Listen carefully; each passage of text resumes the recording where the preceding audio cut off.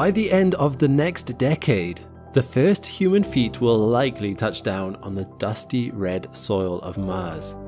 This is NASA's timeline, and it is by no means unrealistic.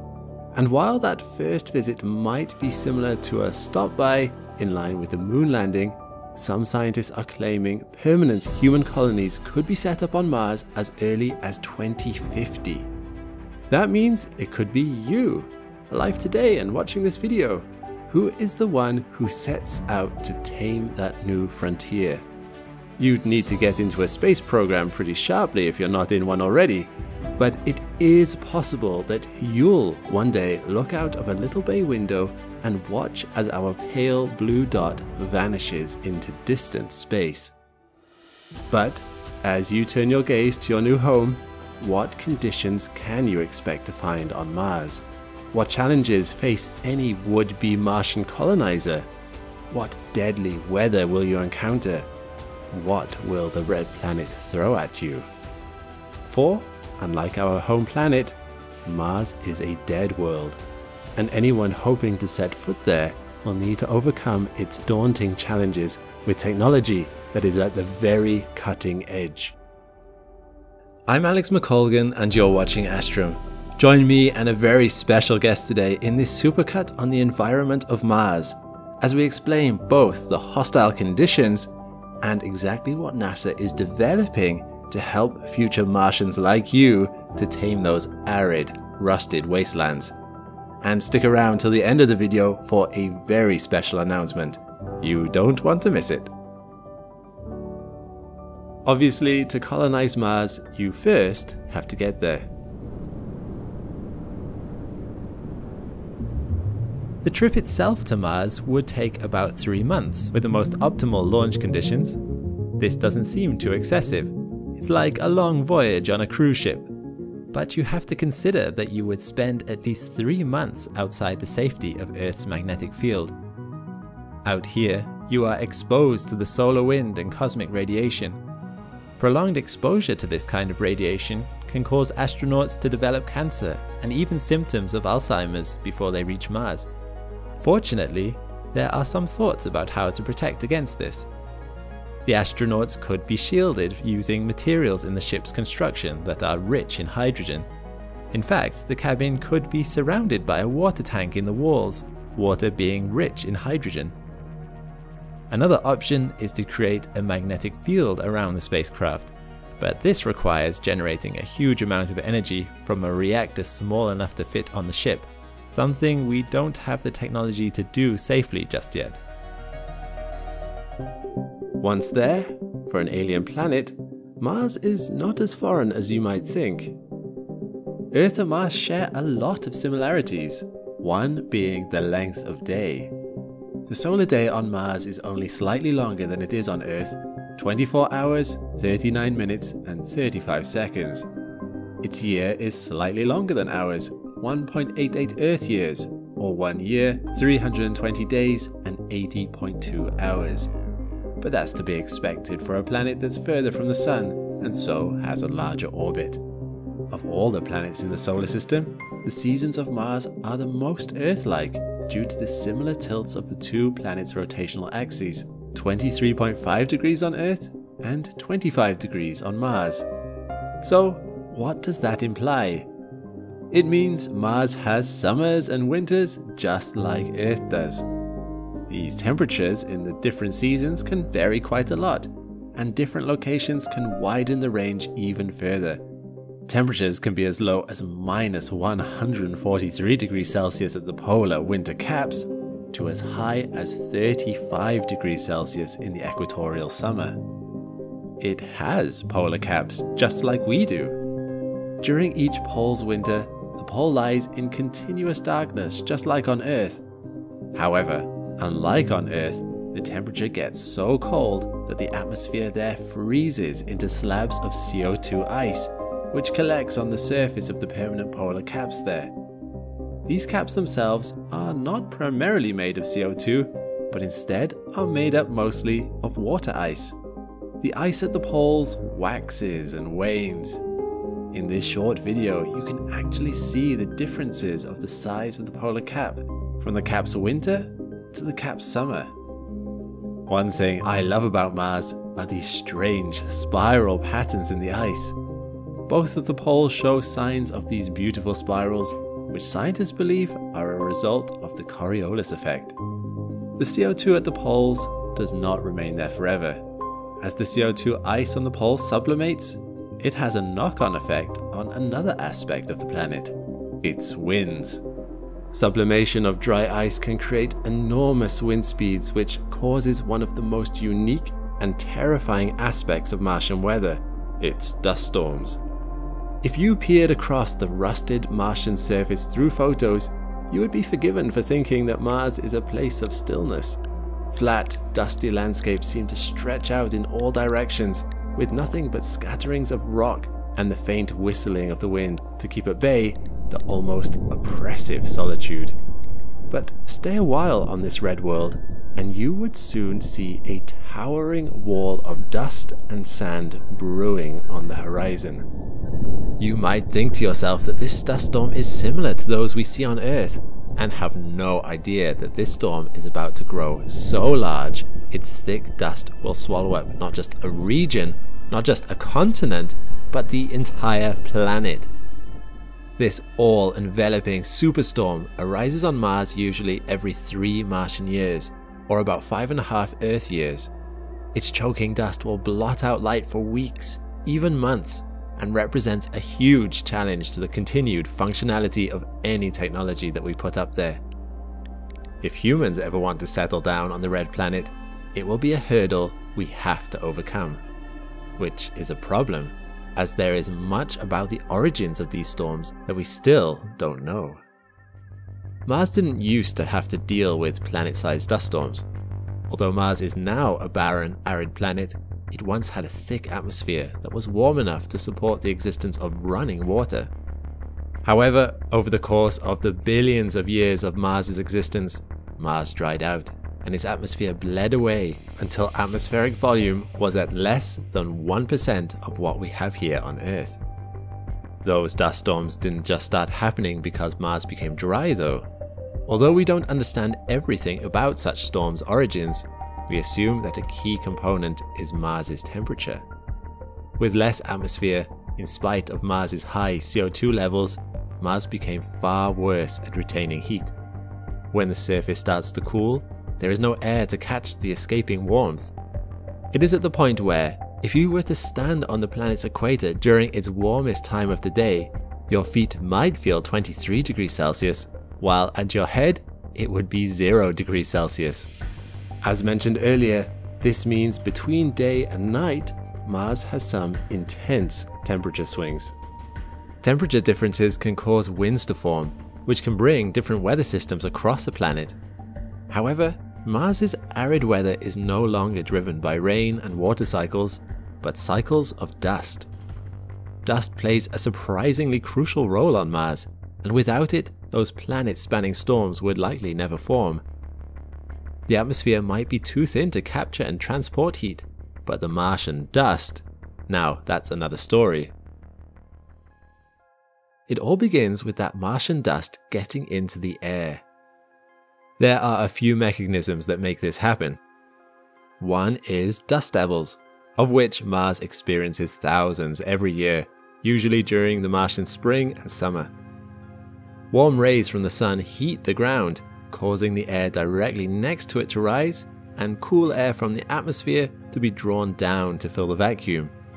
These contrasting winds create rising spirals of air that can end up hundreds of meters wide and 8.5 kilometers tall, although many are much smaller. Regardless of their size, as they meander their way across Mars's all-encompassing deserts, they suck up dust and hurl it up into the atmosphere, creating a haze of slightly darkened skies in their wake. This process is thought to contribute to a miasma of background dust that constantly lingers in Mars's atmosphere. While this is the flashiest way by which dust gets into the atmosphere, it's not the most prevalent. Far more common is the simple influence of wind moving across Mars's dusty surface, and a process known as saltation. Mars's dust is surprisingly difficult to get up into the air, Small particles have a lot of cohesion due to being slightly electrostatic, kind of like packing peanuts, so that they stick together, which means they need a certain amount of momentum to get them going.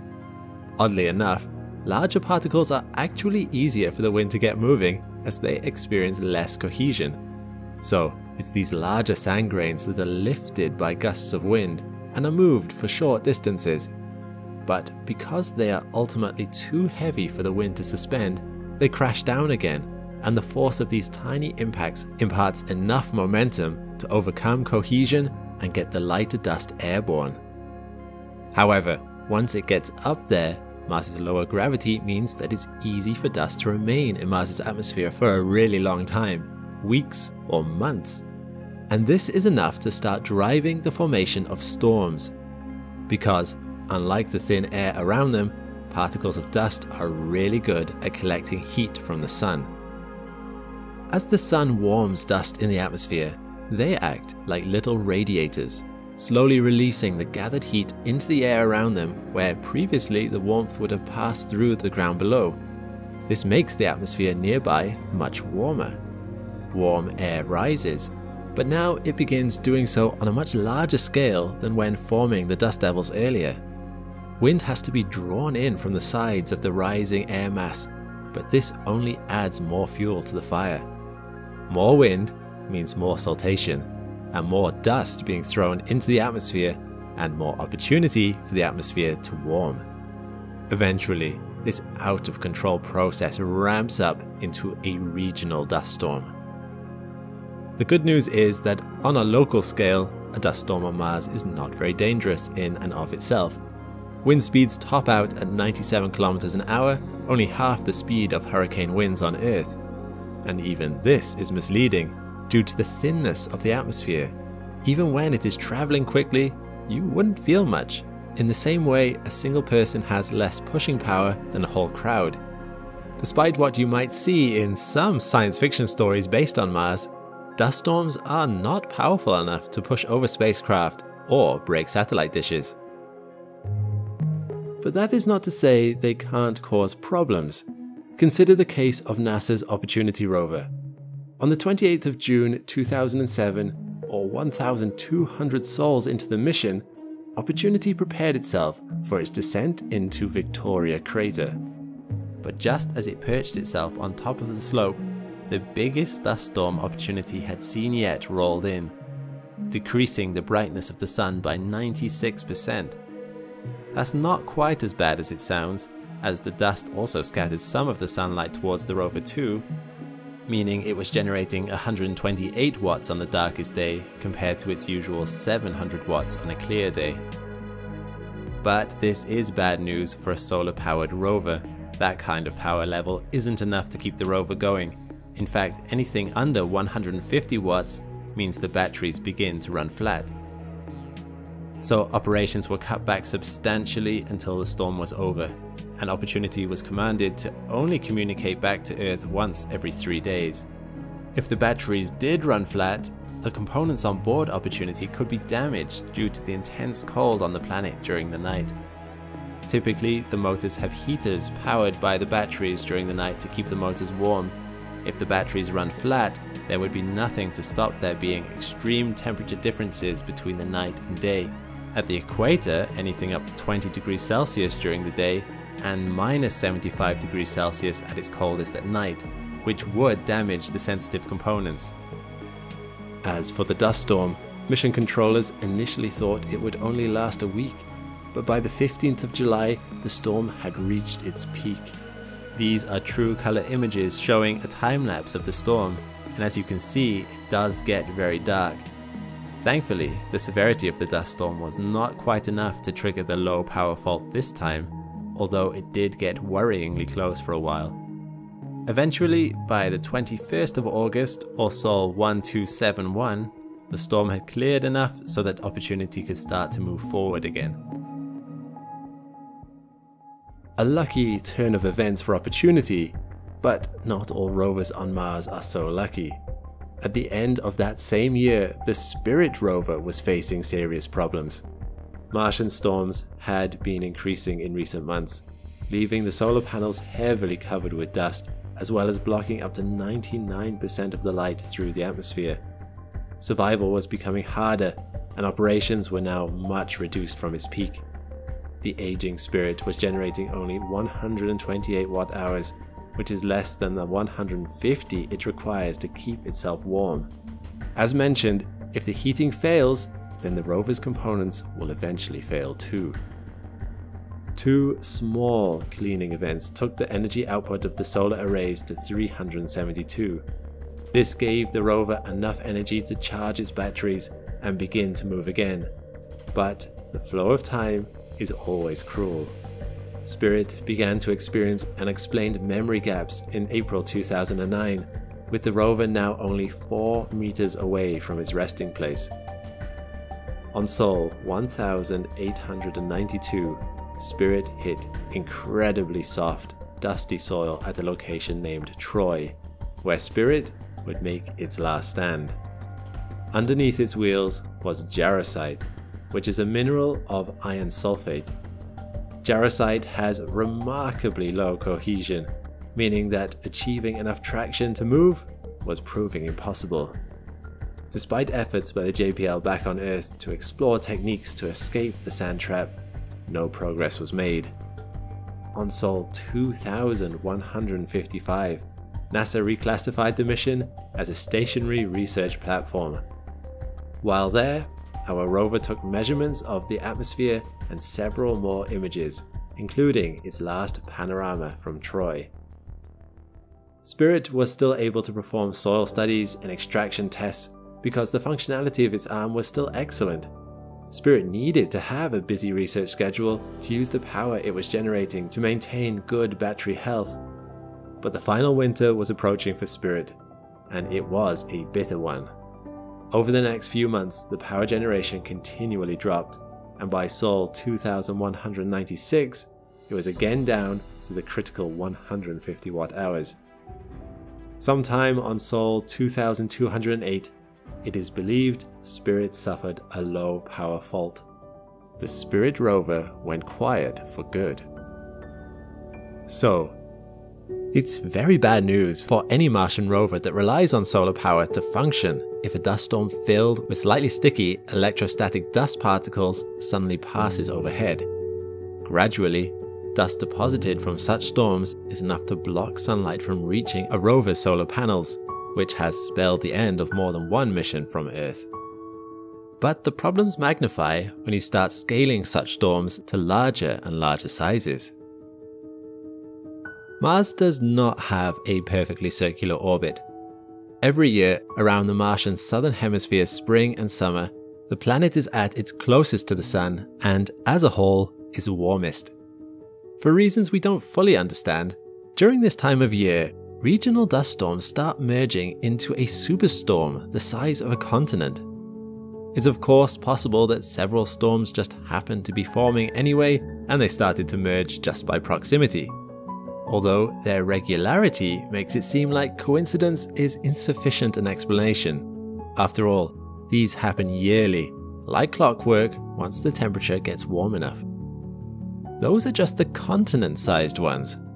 Scientists of yet do not have an explanation for the stage above that, the planet-sized storms.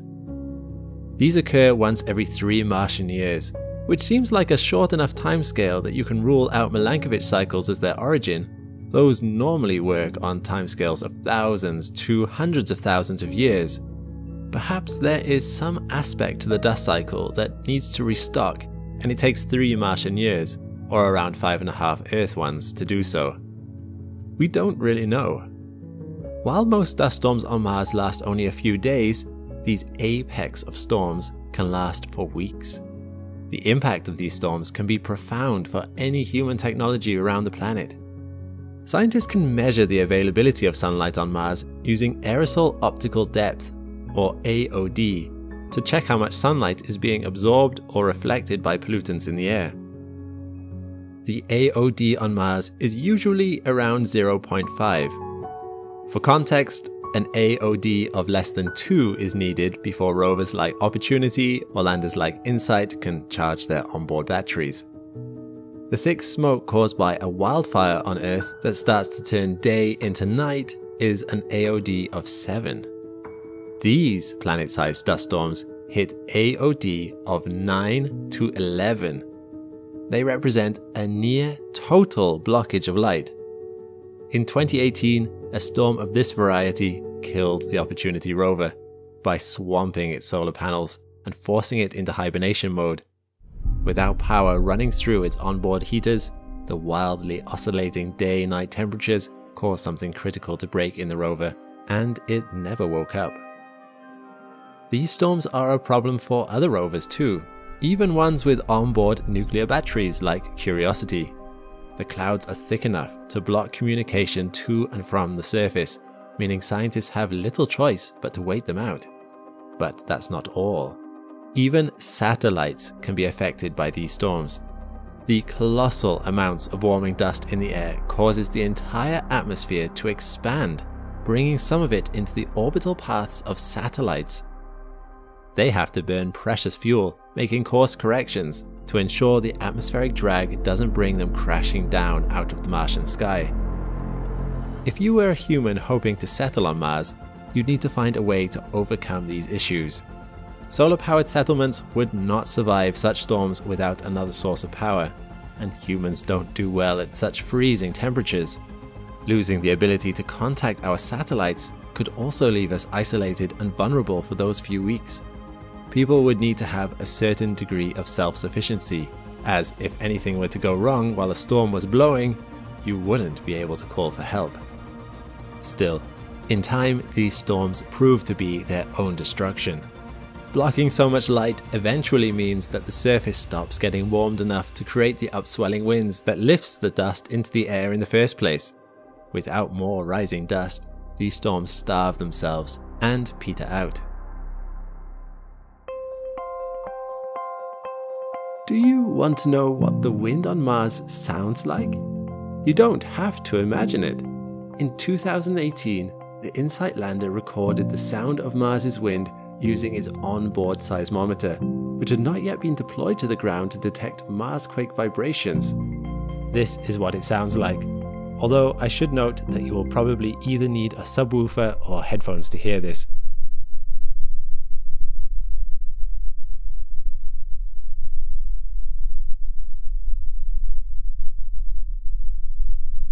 This has not been sped up.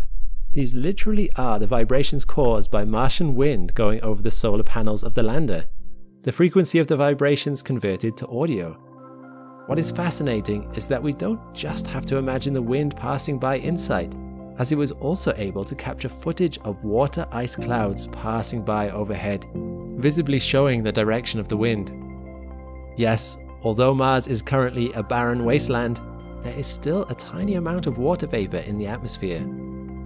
Overall, the atmosphere and weather on Mars remains inhospitable. But what of its soil?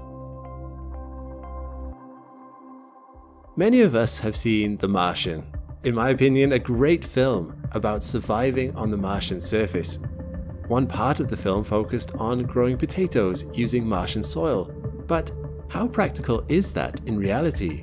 Does Martian soil really have the nutrients needed for plants to grow? And would there be any adverse side effects from eating produce grown on Mars? As it turns out, Martian soil does in fact have a lot of the essential nutrients needed for plants to grow, depending on where exactly you are on Mars. Just like Earth, with some areas that have nutrient-poor soil and some with nutrient-rich soil, some parts of Mars would be better suited for growing plants than others. However, the soil on Mars is more like regolith.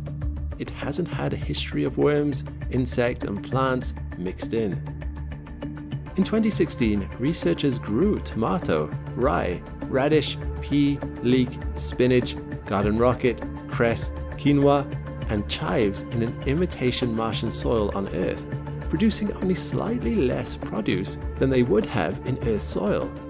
Interestingly, they did the same experiment again with imitation moon soil, which produced about half the amount of produce. Yet these crops still grew, with only spinach really struggling to perform.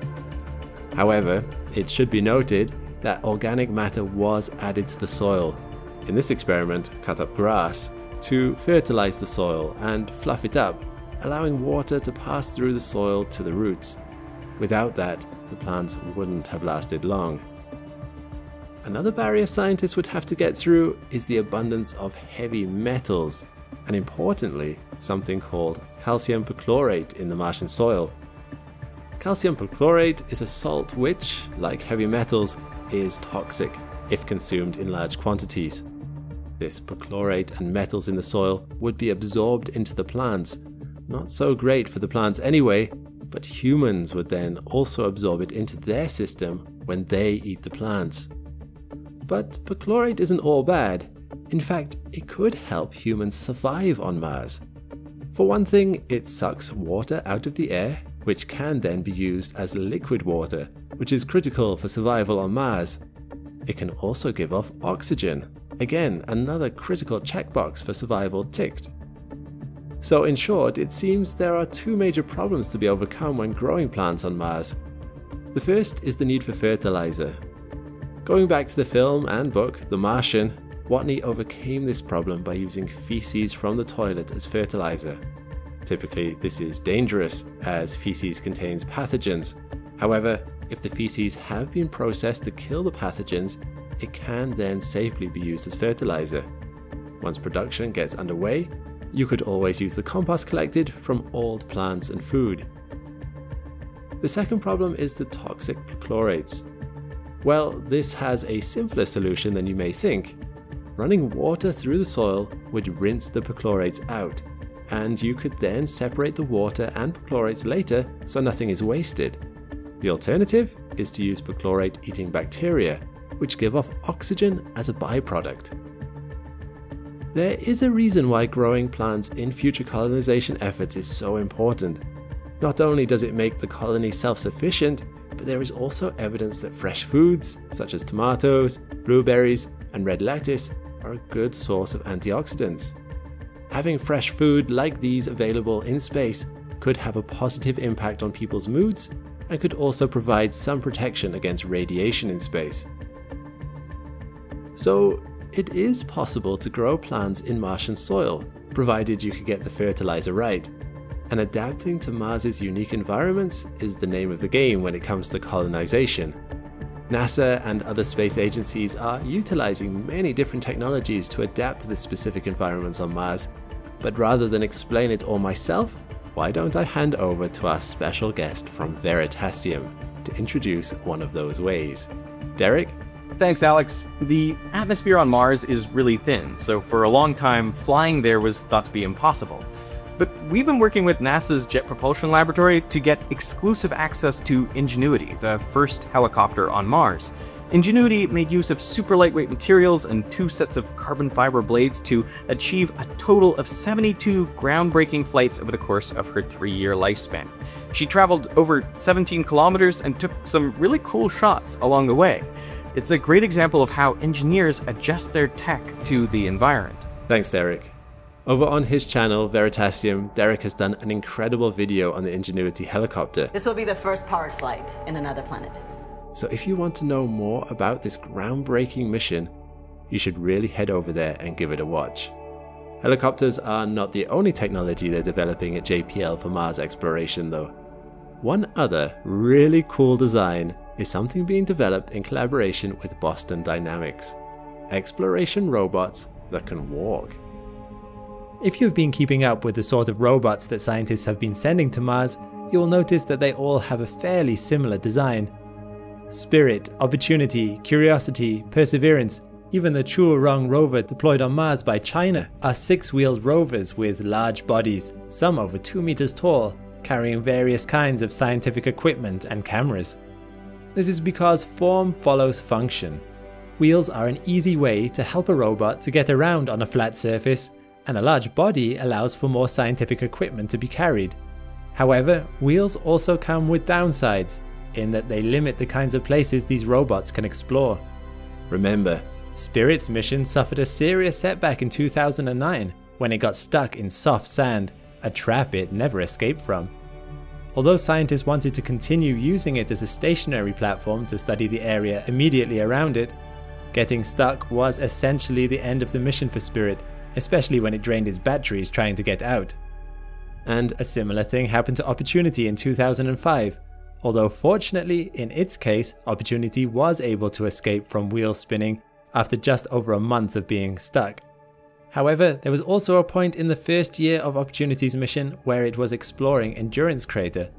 The exposed rock in the sides of this crater were ideal for answering questions about the history of water on Mars. Opportunity had limits on how steep a surface it could drive on, about 30 degrees, and it was uncertain whether it could get out of the crater again if it drove into it. In the end, scientists decided to send Opportunity into the crater anyway. As it happened, Opportunity was able to drive out and continued exploring Mars's surface for another 15 years. But all that science wouldn't have been possible if Opportunity's wheels had meant it couldn't escape endurance. Now compare that with this. This robot, known as Big Dog, was created by robotics company Boston Dynamics, a company that makes some truly impressive robots. You should check out their parkour robot, Atlas, a humanoid robot capable of running, jumping, and climbing over obstacles in a way that almost feels human. And you can really see the advantages that legs can offer in these kind of situations. Big Dog could easily traverse powdery conditions, even up slopes, allowing it to explore a greater range of areas in an environment like Mars. However, it was a later version that caught NASA's eye. Meet Spot. Spot is a walking robot originally designed for tasks on Earth, such as data collection and mapping spaces for industry, or going into dangerous areas that humans can't enter, such as in areas that are heavily irradiated. It's able to carry weights of up to 14 kilograms and can perform repetitive tasks and walk up stairs, over gravel and other uneven surfaces. It comes with cameras that can see all around it, mapping the space. If it falls over, it can self-right itself even from being completely upside down. Unlike the rovers on Mars, which have top speeds of about 0.2 km per hour, Spot can travel at around 5.8 km per hour. But the cleverest part about it is its intelligent AI. By using information it sees in its cameras, Spot is able to create a 3D image in its onboard computer, and it can use that information to figure out the best way to travel over obstacles.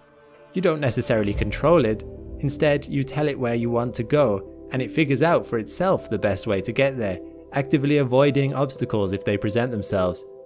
If it does start to fall, it can figure out what it needs to do to stop falling, and moves its legs to arrest its fall in a way that almost feels alive. It is this autonomy, mixed with Spot's incredible range of versatility and movement, that makes it ideal for exploration of other planets. It's not possible to directly control a robot on another planet. The distance is so great that there would be several minute lags between a scientist sending a signal and the robot taking an action. So a lot of decision making needs to be done by a robot on location. This is true of the rovers NASA has sent to Mars already, like Spirit and Opportunity. However, Spot can take this to another level. Thanks to a collaboration with NASA's Jet Propulsion Laboratory, Spot is proving to be capable of working with a series of other robots to explore Martian analog caves here on Earth, completely independent of humans.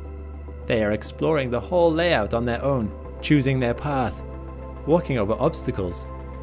They can handle pitch black lighting conditions, smoke, dust, and even water. They can recognize points of interest and investigate them. One area of Mars and the Moon that NASA would like to explore in future are caves. Caves are scientifically interesting for several reasons. They allow scientists to see deep into the geology of a planet without needing to do any drilling, which is a difficult process, helping them tell what the structure is like or whether water was ever present. They are sheltered ecosystems. While things on the surface might be eroded over time by wind or cosmic radiation, caves offer shelter, preserving anything scientifically interesting for us to find. NASA's Braille program is even interested in whether any bacteria might have survived in such an environment on Mars, or at least if the remains might be there. Finally, this shelter and protection from radiation also make them a good location for future human colonization, making it all the more important for us to map them out for any future human missions. Currently, we struggle to explore caves on other planets. Taking photos from space only really tells us information about maybe the entryway. Scientists can't map cave structures from orbit. Rovers like Opportunity would struggle to explore such a cave, as the ground would probably not be very flat. The passageway might become too narrow for a 2-meter wide robot, and the terrain would be uncertain. And perhaps worst of all, signal to Earth would quickly become blocked by all that rock, meaning a robot that requires any human input would not get very far. In other words, a robot that was sent to explore a cave on Mars would need to be able to go in and explore the entire thing on its own, with no prior knowledge of what the terrain might look like in there. It would need to see and map the terrain, decide how to move around it, and finally bring that information back out to the surface. And this is what NASA's Jet Propulsion Laboratory and Boston Dynamics are currently doing. By combining Nebula, an advanced decision-making AI, with the versatile platformer Spot, NASA is hoping to one day be able to send several of these robots to a cave on Mars or the Moon and have them go in and map it, independently organizing themselves by working as a group, using cameras, robotic arms, and scientific equipment to identify objects of scientific interest, relaying that information to each other, and then sending in the robot carrying the right equipment to further study and photograph the object of interest. There is currently no set date when Spot would be ready to explore the Moon or Mars. This is still in the testing phase.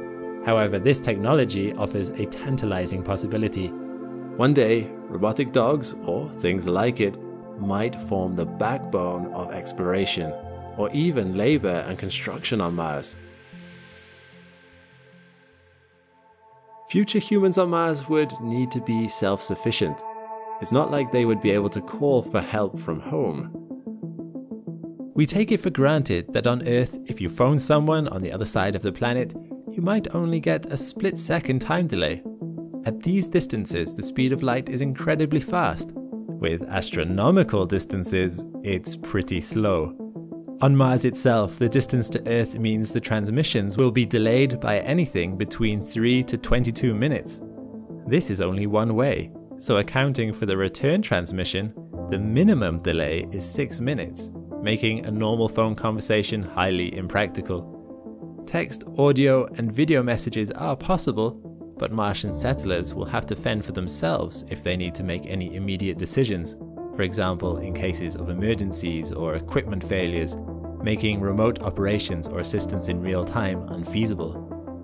But let's say all these difficulties are overcome and that the colonists reach Mars. Where would they settle? At the moment, there is no one favourite candidate. The North Pole is a distinct possibility due to the presence of water ice in the caps there. Another interesting option is the 81-kilometer wide Korolev crater, as it's also filled with water ice. The atmosphere isn't thick enough for liquid water to pool on the surface of Mars for any lengthy period of time. However, pockets of water locked up in ice can be found at the bottom of craters where it is cold enough. On Mars, there is also the possibility of settling near underground water deposits, found in permafrost under the crust. Studies based on data from a combination of Mars orbiters have revealed and mapped out locations for water under the ground all across the planet. Although more difficult to extract than surface ice, it could open the door to colonies in more equatorial latitudes, regions that are much warmer, where solar panels for energy production would be much more effective. Mission planners would probably try to combine this finding with a location in the Northern Hemisphere. The ground elevation there is much lower, meaning the atmosphere is thicker, perfect for slowing and landing a spacecraft. As mentioned, another consideration when looking for a settlement location is to see if there are lava tubes nearby. A lava tube is basically a long cave that formed when magma flowed through it, that has since emptied, resulting in fairly uniform tunnels. We see many examples of these on Earth, and on Mars they could even be large enough to house buildings inside. While lava tubes and caves have been identified on Mars, suitable candidates will also need to consider what we mentioned before, the elevation of the location and the prospects of nearby water. Once a site has been chosen, missions can begin to make the area suitable for a human habitat. Not everything colonists could possibly need would fit in one spaceship to Mars, so several Forerunner missions will have to take place, laying the foundations autonomously for what the colonists will need.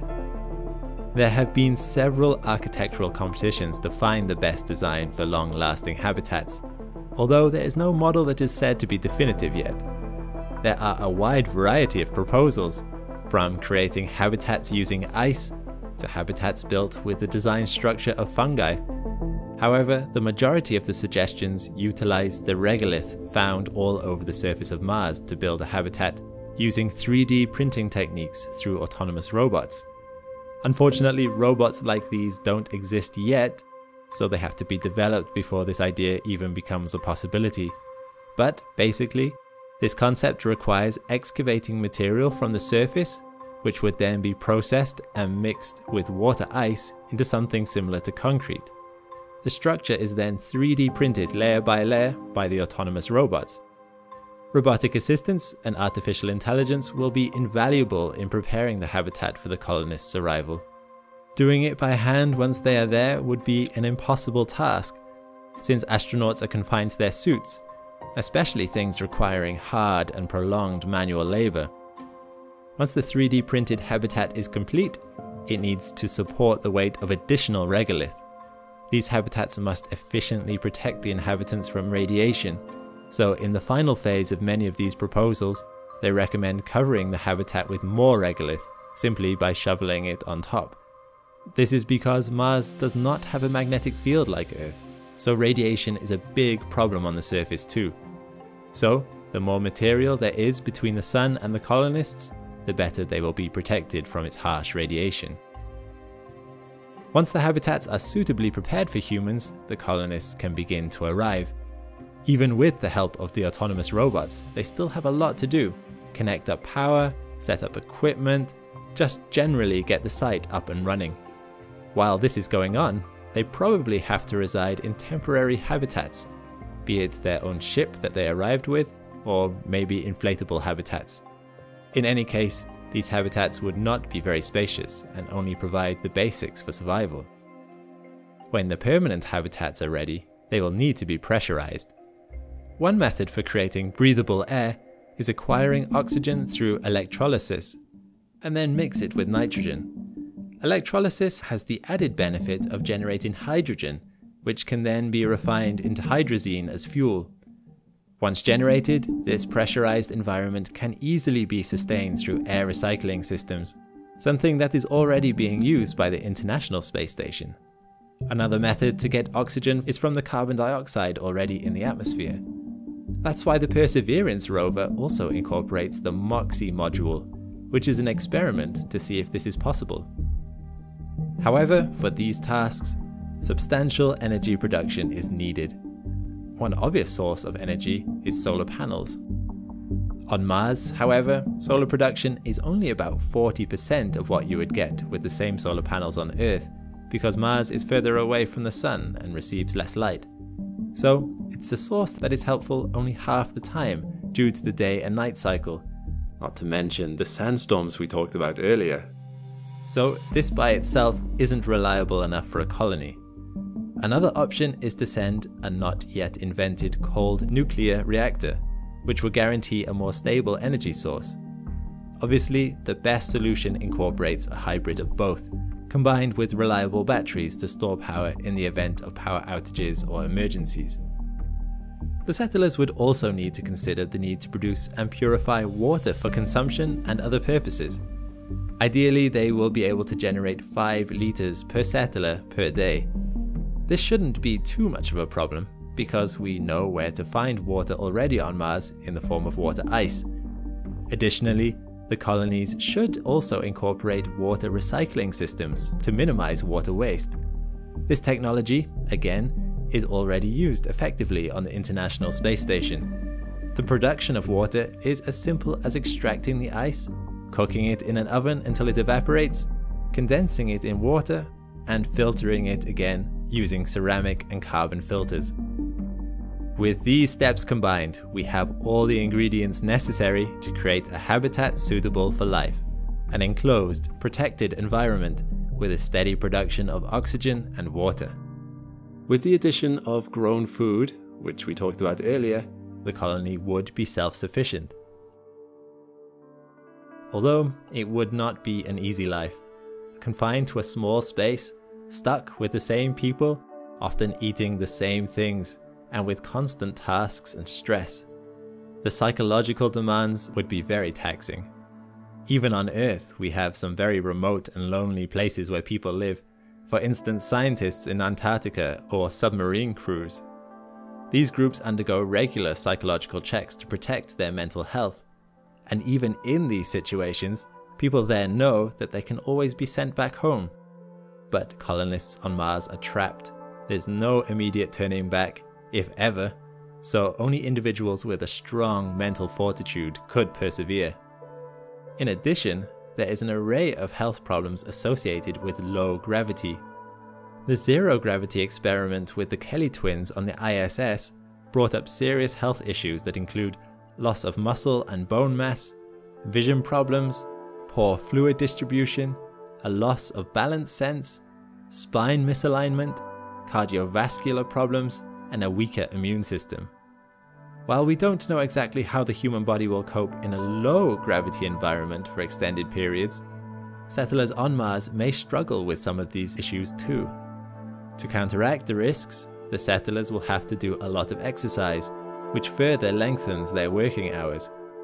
NASA has even gone as far as to consider genetic modifications for the astronauts who embark on long-stay missions, to combat the dangers of radiation and microgravity, among others.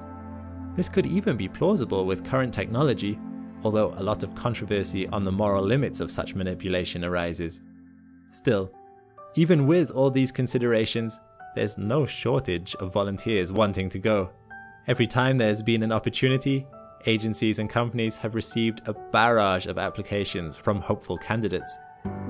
These colonies will depend on how technology evolves here, although at the moment it seems that we already have a lot, but not all of what is necessary to create bases outside of Earth.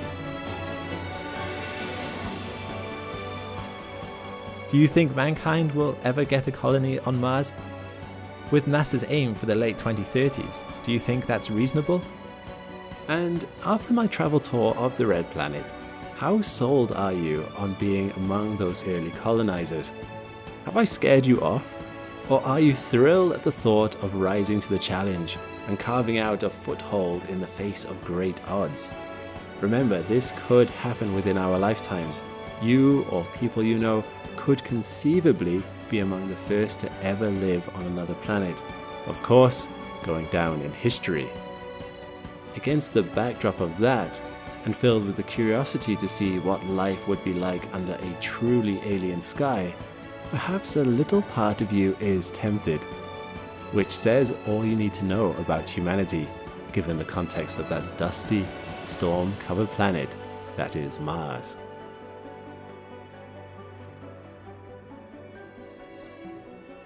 Humanity has only in the last half-century established a foothold in the space beyond our sky, which means that for the overwhelming majority of human history, our home has been right here on Earth. There are still so many mysteries about our home planet that you could spend a whole lifetime exploring it all.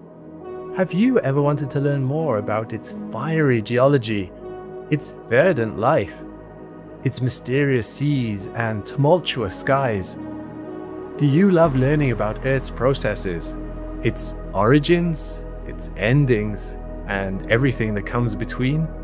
That's what we hope to bring to life in our new channel, Astrum Earth. I'm so excited for this channel.